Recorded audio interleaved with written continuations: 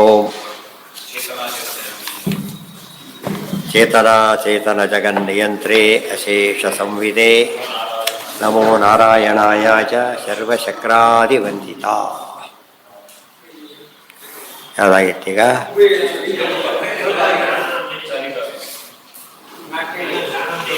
ಮುಂದೋಗಿದೆಯಲ್ಲ? ಇದು ಬಂದಿದೆ. ಎದ್ದು ಕೂಡ ದೇವತೆಗಳು ಇನ್ನೊಬ್ಬರ ಪದವನ್ನು ಬಯಸೋದಿಲ್ಲ. ಬಯಸೋದು ಯಾವಾಗ ಬಯಸ್ತಾರೆ ಇನ್ನೊಬ್ಬರ ಪದವೇನ? ಮಾತ್ಸರ್ಯ ಇದ್ರೆ. ಸಜ್ಜನರಿಗೆ ಏನಿರೋದಿಲ್ಲ? ಮಾತ್ಸರ್ಯ ಇರೋದಿಲ್ಲ, ಆದ್ದರಿಂದ ಬಯಸೋದಿಲ್ಲ. Simple answer. ಮಾತ್ಸರ್ಯ ಇಲ್ದಿದ ಮೇಲೆ ಬಯಸೋ ಚಾನ್ಸೇ ಇಲ್ಲ ಅವ್ರಿಗೆ. ನಾನು ದೊಡ್ಡ ಸಾಹಸ ಹೊರ್ಕೊಂಡು ಸಂತೋಷ ಪಟ್ಬಿಡ್ತಾರೆ. ಅದಕ್ಕೆ ಅಂದರೆ ಮಾಡಿದ್ದೀರಿ, ಖುಷಿ. ನಾನು ಮಾಡೋಕ್ಕೆ ಬಂದಿಲ್ಲ, ಭಾಳ ಸಂತೋಷ ಅಂತಾರೆ. ನಾನು ಮಾಡಿ ನೀವು ಮಾಡಬಾರ್ದು, ಆ ಥರ ಕೆಟ್ಟ ಬುದ್ಧಿ. ಅದು ಕೆಟ್ಟ ಬುದ್ಧಿ ಅವೆಲ್ಲ. ದುರ್ಯೋಧನಾದಿಗಳು ಹಾಗೆ ಅವ್ರವ್ರು ಮಾಡಿ ತಾನೇ ಮಾಡ್ಲಿಕ್ಕೆ ಹೋದ. ಪುಣ್ಯಕ್ಕೆ ಆಗಾದ. ಕೃಷ್ಣರಿಗೆ ಆಹ್ವಾನನೇ ಇಲ್ಲ. ಎಷ್ಟು ಪಾಪಿಷ್ಟ. ಪಾಂಡವರಿಗೆ ಬರೀ ಕೃಷ್ಣ 3 ರೂಪದಲ್ಲಿ ಬಂದು ಗೊತ್ತಿಲ್ಲ ಕೃಷ್ಣ. ಅಂದರೆ ಸ್ಪರ್ಧೆಯಿಂದ ಮಾಡಿರೋ ಕ್ವಾಲಿಟಿ ಯಾವಾಗಲೂ ಡೌನ್ ಆಗಿರುತ್ತೆ. ಗೊತ್ತಾಯ್ತಾ? ಯಾರು ತಾವಾಗಿ ಮಾಡ್ತಾರೆ ಆ ಕ್ವಾಲಿಟಿ ತುಂಬ ಚೆನ್ನಾಗಿರುತ್ತೆ. ಯಾರ್ದೋ ಮೇಲೆ ನಾವು ಕಂಪೇರ್. ಕನ್ನಡ ಯಾಕೆ ಸೋಲ್ತೈತೆ? ಅವ್ರು ಶಾಪ ಕೊಟ್ಬಿಟ್ಟಿದ್ದಾರೆ. ಸ್ಪರ್ಧೆ ಬಂದರೂ ಸೋಲ್ತಿ ಅಂತ ಹೇಳ್ಬಿಟ್ಟಿದ್ದಾರೆ. ಅದು ಕನ್ನಡಿಗೆಲ್ಲ ಶಾಪ, ಎಲ್ಲರಿಗೂ ಶಾಪ. ಅರ್ಥ ಆಯ್ತಾ? ಸ್ಪರ್ಧೆಯಿಂದ ನೀವು ಹೊರಟ್ರೆ ಸೋಲು ಬರುತ್ತೆ.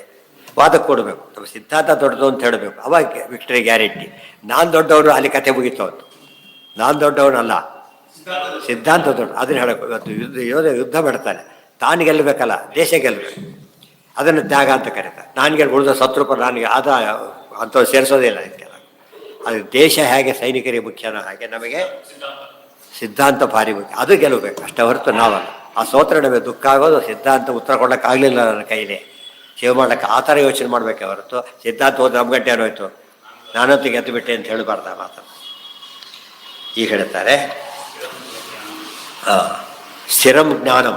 ಅವ್ರು ದೇವತೆಗಳು ಹೇಗಿರ್ತಾರೆ ಅಂದರೆ ಸ್ಥಿರಂ ಜ್ಞಾನಂ. ಸ್ಥಿರೋ ಹರವು ಅಭಿಶ್ವಂಗ. ಅಭಿಶ್ವಂಗ ಅಂದ್ರೇನು? ವಿಶೇಷವಾದ ಅಸಂಗ ಅಭಿಶ್ವಂಗ. ಬಹಳಷ್ಟು ಹೆಚ್ಚು ಪರಮಾತ್ಮನಲ್ಲಿ ಭಕ್ತಿ ಇರುತ್ತೆ. ಸ್ಥಿರಂ ಓಜೋ ಬಲಂ ವಿರಾಗ ಏತದ್ಧಿ ಸಾಮಾನ್ಯಂ ದೇವಾನಾಂ. ದೇವತೆಗೆ ಸಾಮಾನ್ಯ ಕ್ವಾಲಿಟಿ ಇರುತ್ತವೆ.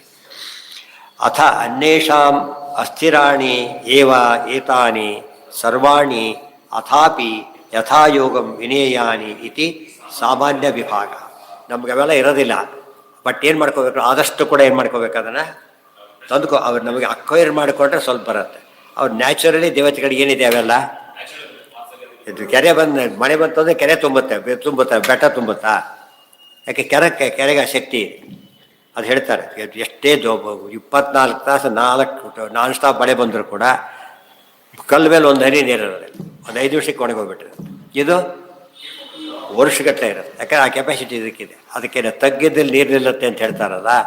ತಗ್ಗು ಅಂದರೆ ಬಾಗೋದು. ವಿನಯ ಇದ್ದಲ್ಲಿ ವಿದ್ಯೆ ಬರುತ್ತೆ ಅಂತ ಅರ್ಥ.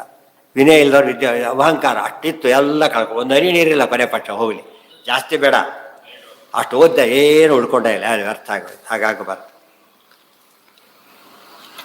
ಜ್ಞಾನದಾನಮೇವ. ಇದೆಷ್ಟು ಚೆನ್ನಾಗಿದೆ ನೋಡಿ. ಇದೆಲ್ಲ ಕೇಳ್ತೇವೆ ಪುರಾಣಗಳಲ್ಲಿ, ಮಧ್ವಿದ್ದಲ್ಲೇ ಕೇಳ್ತೇವೆ. ವಿಜ್ಞಾನ ಭಾನುಮತಿ ಕಾಲ ಬಲೇನಲೀನೇ ದುರ್ಭಾಷ್ಯ ಸಂತಮಸ ಸಂತತಿತೋ ಜನೇಂದೇ ದೇವಾಶ್ಚತುರ್ ಕಾಲೇ ಕಲೌ. ಎಲ್ಲಿಗೆ ಹೋದ್ರು? ಚತುರ್ಮುಖ ಮುಖಾಹ ಶರಣಂ ಪ್ರಜಗ್ಮುಹು ಹೋದ್ರು ಅಂಥೇಳಿ. ನಮಗೊಂದು ಪ್ರಶ್ನೆ ಬಂತೆ, ದೇವತೆಗಳಿಗೆ ಕೆಲಸ ಇದೆಲ್ಲ ಮಾಡೋದು ಮತ್ತೆ ಅರ್ಥ ಆಯ್ತಾ? ಅವ್ರಿಗಂತೂ ಅಜ್ಞಾನ ಬಂದಿಲ್ಲ. ಕಲಿಯುಗದ ಅವ್ರಿಗೆ ಅಫೆಕ್ಟೇ ಆಗೋದಿಲ್ಲ. ಬೇರೆ ಕಡೆ ಗ್ರಹಣ ಇದ್ದರೂ ನಮಗೆ ಇಲ್ಲ ಅಂತ ಹೇಳ್ತೀವಲ್ಲ, ಹಾಗೆ ಅವ್ರಿಗೆ ಅಫೆಕ್ಟ್ ಆಗೋದಿಲ್ಲ ಅದು. ಮತ್ತು ಯಾಕೆ ಕೇಳಿದರು ಅಂದರೆ ಇಲ್ಲಿ ಆಚಾರ್ಯ ಉತ್ತರ ಕೊಡ್ತಾರೆ. ಏನದು? ಜ್ಞಾನದಾನಂಚ ದೇವಾನಾಂ ವಿಹಿತ ಎಲ್ಲೋಯ್ತದ ಏವರ್ಷೀಣಾಂ ಆಚಾರ ಏವ ಮನುಷ್ಯಾಣಾಂ ತದ ವಿರೋಧೇನ ಅನ್ಯಾನಿ ಕರಣೀಯಾನಿ ಇತಿ ವಿಧಿ ವಿಭಾಗ. ಕರ್ಮ ವಿಧಿ ಮಾಡಿಸ್ಬಿಟ್ಟಿದ್ದಾರೆ. ದೇವತೆಗಳ ಕೆಲಸ ಏನು ಅಂದರೆ ಎಜುಕೇಷನ್ ಡಿಪಾರ್ಟ್ಮೆಂಟು ಬ್ಯಾಲೆನ್ಸ್ ಮಾಡ್ತಾ ಇರಬೇಕು. ಟೆಕ್ಸ್ಟ್ ಬುಕ್ ರೆಡಿ ಅಂತೇಳಿ ಯಾರನ್ನ ಕೇಳೋಕ್ಕೆ, ಪವರ್ ಡಿಪಾರ್ಟ್ಮೆಂಟ್ ಕೇಳೋಕ್ಕಾಗಲ್ಲ. ಯಾವುದನ್ನು ಕೇಳಬೇಕು? ಅದಕ್ಕೆ ಅವ್ರು ಯಾವಾಗಲೂ ಗಮನಕ್ಕೆ ತರ್ತಾರೆ. ಇಷ್ಟೊತ್ತಿ ಟೆಕ್ಸ್ಟ್ ಇವತ್ತು ಜೂನ್ನಲ್ಲಿ ಟೆಕ್ಸ್ಟ್ ಬುಕ್ ಯಾವ್ದು ಮಾಡೋಕ್ಕಂತ ಮಾಡೋಕ್ಕಾಗಲ್ಲ. ಅದು ರೆಡಿ ಇರಬೇಕು ಬುಕ್ಸ್ ಎಲ್ಲ ಕೂಡ. ಡಿಪಾರ್ಟ್ಮೆಂಟ್ ಒಂದು ಎಜುಕೇಷನ್ ಡಿಪಾರ್ಟ್ಮೆಂಟ್ ಎಲ್ಲಿ ಕೆಲಸ ಇದೆ. ಜ್ಞಾನ ದಾನ ಆಗಬೇಕು. ಅದಕ್ಕೆ ಬೇಕಾದ ವ್ಯವಸ್ಥೆ ನೋಡ್ಕೋಬೇಕು. ತಮಗಾಗೋದು ತಾವೇ ಮಾಡಿಬಿಡ್ತಾರೆ. ಮಾಡಲಿಕ್ಕಾಗದೆ ಹೋದಾಗ ದೇವಾ ಚತುರ್ಮುಖ ಮುಖಾಹ ಶರಣಂ ಪ್ರಜಗ್ಮು. ದೇವರ ಹತ್ರ ಕೇಳ್ಕೊತಾರೆ, ನೀವೇ ಮಾಡಬೇಕು ಅಂತ. ಅರ್ಥ ಆಯ್ತಾ? ಅವ್ರ ಡ್ಯೂಟಿ ಅದು. ಹಾಗಿದ್ರೆ ಋಷಿಗಳ ಡ್ಯೂಟಿ ಏನು ಅಂತ ಕೇಳಿದರೆ, ಏವ ಋಷೀಣಾಂ ಆಚಾರ ಏವ. ಋಷಿಗಳು ಯಾವಾಗ ಆಚಾರ ಕೆಡುತ್ತೆ ಬೇಕಾದ್ರೆ ಋಷಿಗಳು ಸರಿ ಮಾಡೋದು. ಆಚಾರ ಸರಿ ಮಾಡಬೇಕಾದ್ರೆ ಋಷಿಗಳಿಗೆ ಕೆಲಸ, ವಿಚಾರ ಸರಿ ಮಾಡಬೇಕಾದ್ರೆ ಅವ್ರಿಗೆ ಕೆಲಸ. ಇಬ್ಬರು ಕೂಡ ಆಗತ್ತಾ ಮಾಡಿಬಿಡ್ತಾರೆ, ಆಗದೆ ಆಗದೆ ಬೇರೆಯವ್ರಿಗೆ ಕೇಳ್ತಾರೆ ಅಷ್ಟೇ. ಮನುಷ್ಯರಿಗೇನು, ಎಲ್ಲರೂ ತಲೆ ಕೆಡಿಸ್ಕೊಳ್ಳೋಕೆ ಹೋಗಬೇಡಿ, ಸುಮ್ಮನೆ ಅದು ಬೆನಿಫಿಟ್ ತೊಗೊಳ್ಳಿ ಅಷ್ಟೇ. ಬರ್ತಾಗಿ ಹೇಳೋರು ಸಿಕ್ಕಾಗ ಕೇಳಿ, ಸಿಕ್ಕಾಗ ನೋಡಿ ಕಲ್ತ್ಕೊಳ್ಳಿ ಅಷ್ಟೇ ಹೊರತು ನಿಮಗೆ ಯಾವ ಜವಾಬ್ದಾರಿ ಕೊಟ್ಟಿಲ್ಲ ಅದೆಲ್ಲ ತಲೆ ಕೆಡಿಸ್ಕೊಳ್ಳೋ ಜವಾಬ್ದಾರಿ ಕೊಟ್ಟಿಲ್ಲ ಅನ್ಸುತ್ತೆ. ಅವ್ರು ಭಾಳ ದೊಡ್ಡವರು ಅವರಿಗಾಗತ್ತೆ, ಉಳಿದವರಿಗೆಲ್ಲ.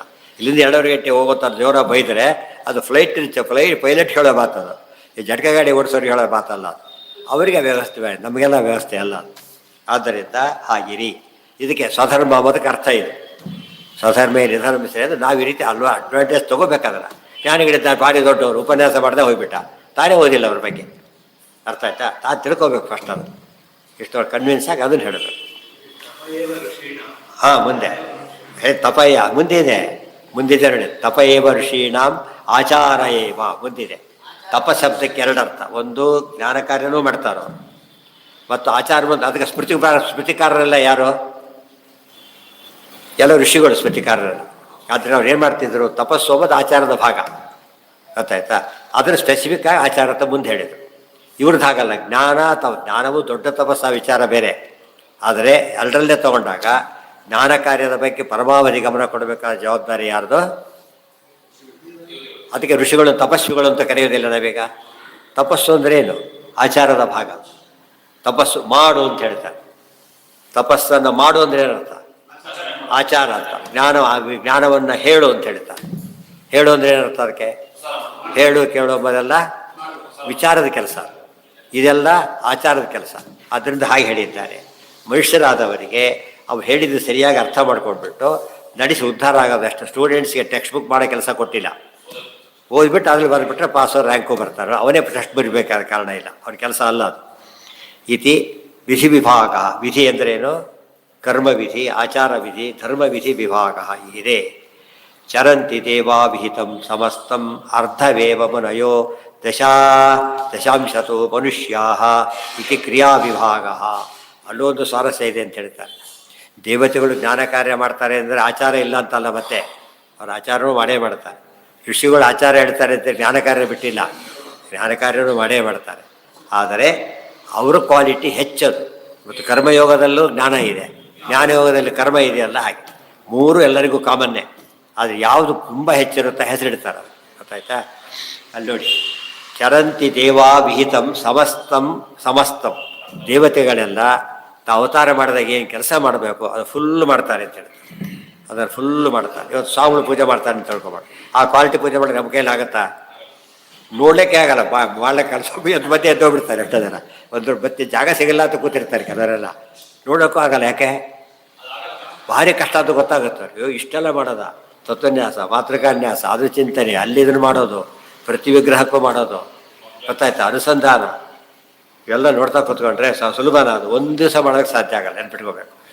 ಇನ್ನು ಜೀವನ ಪೂರ್ತಿ ಅವ್ರು ಮಾಡ್ತಾರೆ ಅಂದರೆ ನಾವು ಒಂದೇ ಕಾರಣ ಗೌರವ ಕೊಡಬೇಕು. ನಮ್ಮಲ್ಲಿಲ್ಲ ಬಾಯಿ ಬಂದ ಬೈಯೋದ ಅಭ್ಯಾಸ ಮಾಡ್ಕೊಬೇಡಿ. ಹೊಲಸು, ಅದನ್ನು ಹೇಳೋಕ್ಕೆ ಸಾಧ್ಯ ಇಲ್ಲ. ಅವ್ರ ಬಗ್ಗೆ ಏನಿರಬೇಕು, ಒಂದು ಇದಲ್ಲ, ಮೈನಸ್ ಪಾಯಿಂಟ್ ಪ್ಲಸ್ ಪಾಯಿಂಟ್ ಯಾವ್ಯಾವುದೂ ಇಲ್ಲ. ಎಷ್ಟು ಕೆಟ್ಟದಾಗಿ ಬೈದಿರ್ತಾರೆ ಅಂದರೆ ನಿಮಗೆ ನೋಡಬೇಕದು, ಎಷ್ಟು ಹುಚ್ಚರಿದ್ದಾರೆ. ಬೇರೆಯವ್ರ ತಪ್ಪು ಏನು ಮಾಡಿದ್ರು ಮಾಡೋದಿಲ್ಲ, ಸುಮ್ಮನೆ ಕೈ ಮುಗಿಬಿಡ್ಬೇಕು. ಗೊತ್ತಾಗಲ್ಲ ಕೈ ಮುಗಿಬಿಡ್ತಾರೆ. ಆಮೇಲೆ ಭಯಂಕರ ದುರಹಂಕಾರ. ಅದಕ್ಕೆ ಅದು ಹಾಗೆಲ್ಲ ಮಾಡಬಾರದು. ಭಾರಿ ಚೆನ್ನಾಗಿ ಮಾಡ್ತೇನೆ ಅಂತ ಹೇಳ್ಕೊಳ್ಳೋ ಹಕ್ಕು ಯಾರಿಗಿದೆ ಅಂದರೆ ದೇವತೆಗಳಿಗೆ. ಅದು ಪೂರ್ತಿ ಪರ್ಫೆಕ್ಟ್ ಅಂದರೆ ವಾಯುದೇವಿ. ಇವರು ಒಮ್ಮೊಮ್ಮೆ ತಪ್ತಾರೆ, ಇಷ್ಟಾದರೂ ಕೂಡ ಎಂದೂ ತಪ್ತಾರೋ ಇದೆಲ್ಲ ಬಂದಾಗ ವಾಯುದೇವರಿಗೆ ಅಪ್ಲೈ ಆಗ್ಬಿಟ್ಟು. ಉಳಿದವರು ಎಲ್ಲ ಕಾಲಕ್ಕೆ ಮಾಡಬೇಕು, ಮಾಡ್ತಾರೆ, ಬಟ್ ಒಮ್ಮೊಮ್ಮೆ ತಪ್ತಾರೆ. ಅನ್ನೇ ಭಾಗವತತ್ವೇಪಿ ಚಿನ್ನ ಧರ್ಮ ಕ್ವಚಿತ್ ಒಮ್ಮೊಮ್ಮೆ ತಪ್ಪಿದವರು. ಆಮೇಲೆ ಅರ್ಧವೇವ ಮುನಯ.